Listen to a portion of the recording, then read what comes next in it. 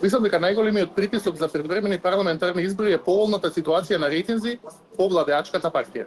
И секогаш кога тоа се случува, предизвикот да се направат предвремени парламентарни избори е голем.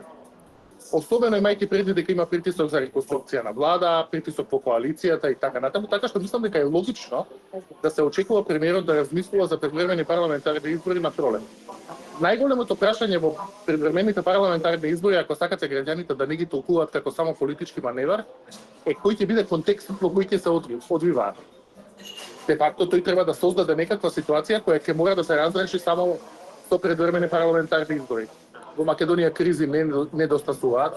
Може да тоа бидат конфликти во рамки на самата коалиција, нова кавга со Бугарија и така натаму. Така што лесно е да се предизвикаат предвремени парламентарни избори, но прашањето е што ќе се случува наредниот понеделник се разбира. Некаде третата година од владење на една гарнитура, генерално може да се споредат резултатите со владењето на претходната гарнитура и изборите, предвремените избори се релативно реалистична варијанта, но се разбира, она што е најважното е дека треба да постои навистина една издржана причина за да има такви избори.